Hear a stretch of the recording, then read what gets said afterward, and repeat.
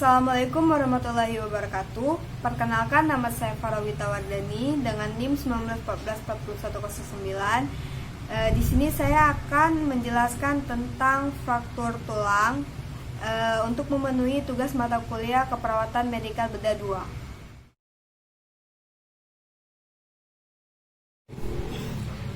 Baiklah, di sini saya akan menjelaskan apa itu fraktur atau patah tulang. Fraktur atau patah tulang adalah kondisi ketika tulang patah sehingga posisi atau bentuknya berubah. Patah tulang dapat terjadi jika tulang menerima kekuatan atau tekanan atau benturan yang kekuatannya lebih besar daripada kekuatan tulang.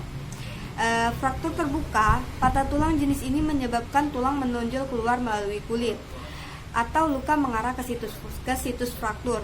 Kondisi ini akan sangat memungkinkan terjadinya infeksi dan pendarahan eksternal. Lalu, fraktur tertutup, jenis patah tulang ini yang tidak membuat tulang menonjol melalui kulit. Patah tulang terbuka merupakan kasus patah tulang yang disertai dengan luka pada kulit di permukaan daerah tulang yang patah. Pada kasus ini lebih berat, bagian tulang yang patah akan terlihat dari luar. Cukup mengerikan, bukan? Yang paling mengerikan lagi adalah jika ada luka, maka kuman akan dengan mudah sampai ke tulang, sehingga memiliki resiko yang tinggi untuk terjadi infeksi tulang. Oleh karena itu, patah tulang terbuka harus segera diberi pertolongan. Penanganan fraktur terbuka dengan bidai. Yang pertama adalah beritahu kepada penderita tindakan yang akan dilakukan. Lalu yang kedua adalah pastikan yang cedera dapat dilihat dan hentikan pendarahan bila ada sebelum melakukan pembidaian. Lalu yang ketiga, siapkan alat seperlunya seperti bidai dan kain segitiga atau mitela.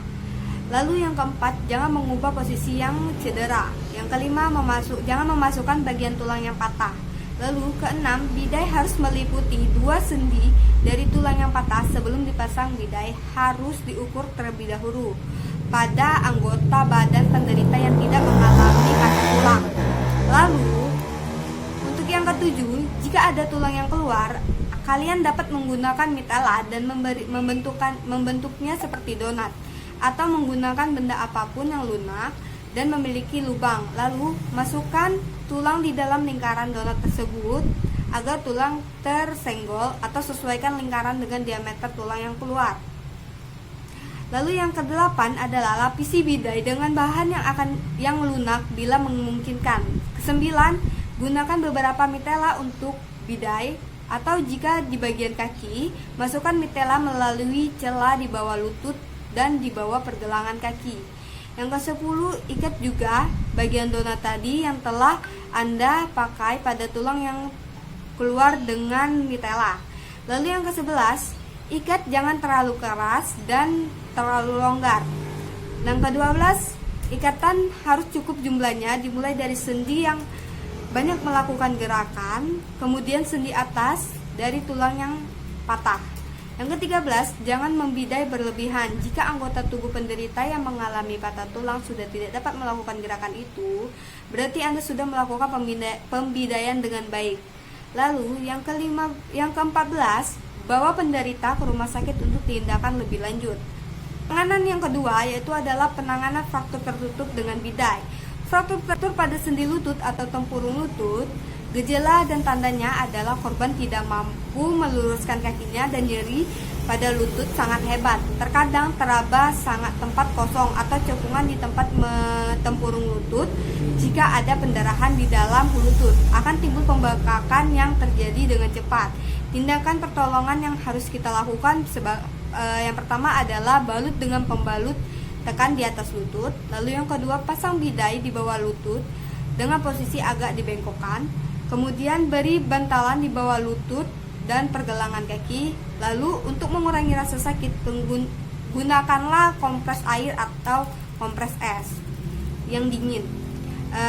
Lalu yang ketiga, penanganan terhadap tindakan pertolongan sprain atau strain, yaitu pertama, hentikan aktivitas. Lalu kedua, istirahatkan anggota tubuh yang cedera. Ketiga, letakkan es pada area yang cedera selama 15 menit.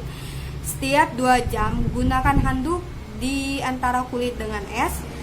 Lalu kemudian kompres atau perban secara ketat area cedera, mengaruh dari bawah ke atas. Lalu kemudian elevasi atau angkat anggota tubuh yang cedera agar lebih tinggi dari posisi jantung. Kemudian hindari aktivitas olahraga, konsumsi alkohol dan pijat atau urut area cedera karena dapat memperburuk pembengkakan. Jika gejalanya memburuk dalam 24 jam, harap hubungi dokter. Kita melakukan penanganan terhadap dislokasi. Yang pertama adalah tindakan reduksi untuk mengembalikan tulang pada posisi normalnya. Imobilisasi untuk menyangga tulang dan mencegah bergeraknya sendi yang telah kembali pada posisi normalnya, sehingga pemulihan dapat terjadi lebih cepat. Lalu yang kedua adalah operasi untuk mengatasi dislokasi yang tidak bisa diperbaiki dengan tindakan reduksi atau terjadi kerusakan pada pembuluh saraf atau ligmen di sekitar sendi. Kemudian, rehabilitas untuk memperkuat sendi dan melatih pasien agar dapat bergerak seperti sedia kala.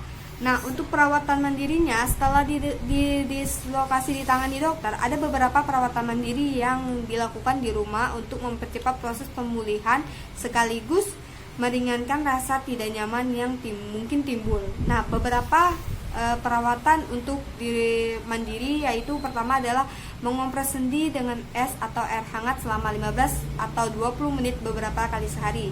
Lalu mengistirahatkan sendi yang mengalami dislokasi dan menghindari gerakan yang menimbulkan rasa nyeri.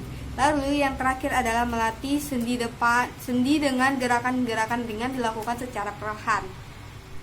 Baiklah, itulah 5 cara penanganan pada fraktur. Mohon maaf jika ada salah kata atau kekurangan di dalam video ini. Saya ucapkan terima kasih. Wassalamualaikum warahmatullahi wabarakatuh. Dadah.